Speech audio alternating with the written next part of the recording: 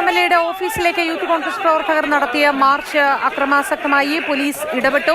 പോലീസും പ്രതിഷേധ പ്രവർത്തകരും തമ്മിൽ ഉന്തും തള്ളും അടിയും ഒക്കെ നടക്കുകയാണ്.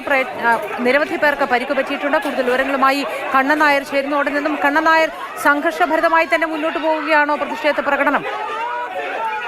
യുദ്ധസമാനമായ അന്തരീക്ഷമാണ് കൊല്ലം ആനന്ദവല്ലിച്ചരത്ത് എംഎൽഎയുടെ ഓഫീസിന്റെ സമീപത്ത് ബാരിക്കേഡിന് മുന്നിലുള്ളത്. ഏതാണ്ട് 1:15 മുതൽ ആരംഭിച്ച ഒരു സംഘർഷമാണ്. ആ സംഘർഷം ഇപ്പോഴും അവസാനിച്ചിട്ടില്ല.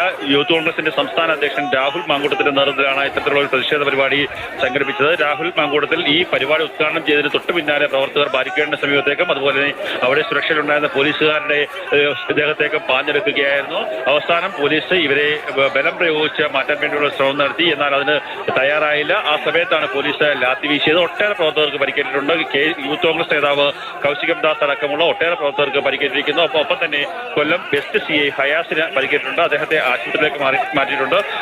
ഒട്ടേറെ പോലീസുകാർക്കും പരിക്കേറ്റിട്ടുണ്ട്. ലാത്തിച്ചാർജിലും അതുപോലെ തന്നെ ഉന്തുതള്ളിലുമാണ് കൂടുതലായി പരിക്ക് പറ്റിയിട്ടുള്ളത്. നിലവിൽ ഇപ്പോഴും സംഘർഷം തുടരുകയാണ്. ഇപ്പോഴും പ്രവർത്തകരും പോലീസും തമ്മിൽ പരസ്പരവും ഉന്തുതള്ളും ഉണ്ടാകുന്നു. മുദ്രാവാക്യം വിളിച്ച പ്രവർത്തകർ ഒരു വശത്ത് നിൽക്കുമ്പോൾ മറുവശത്ത് അത് അവരെ പിന്തിരിപ്പിക്കാൻ വേണ്ടിയുള്ള ശ്രമത്തിന്റെ ഭാഗമായി പോലീസുകാരും നിൽക്കുന്നു. ഇനി ഉദ്ഘാടനത്തിന് തൊട്ട് പിന്നാലെ പ്രവർത്തകർ ബാരിക്കേഡിന്റെ മുകളിലേക്ക് ചാടി. ബാരിക്കേഡിന്റെ മുകളിലൂടെ സമീപത്തൊരു ക്ഷേത്ര മതിലുണ്ട്. ആ മതിലിലൂടെ നടന്ന് എംഎൽഎയുടെ ഓഫീസിലേക്ക് പോകാനുള്ള ഒരു ശ്രമമാണ് നടത്തിയത്. ആ ശ്രമം പോലീസ് തടഞ്ഞു. അങ്ങനെ കുറേയേറെ പ്രവർത്തകർ ആ ബാരിക്കേഡിനകത്ത് പോലീസും പ്രവർത്തകരും തമ്മിലുള്ള സംഘർഷം ഉണ്ടാകുന്നു, അടിയുണ്ടാകുന്നു.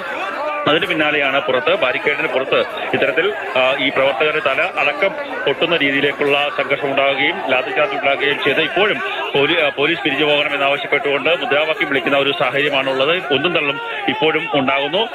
ഒട്ടേറെ പ്രവർത്തകർക്ക് രാഹുൽ മാങ്കൂട്ടത്തിൽ അടക്കമുള്ള ആൾക്കാർക്ക് ഈ സംഘർഷത്തിൽ പരിക്കേറ്റിട്ടുണ്ട്. നിലവിൽ സംഘർഷഭരിതമായ ഒരു അന്തരീക്ഷം ഇപ്പോഴും തുടരുകയാണ്.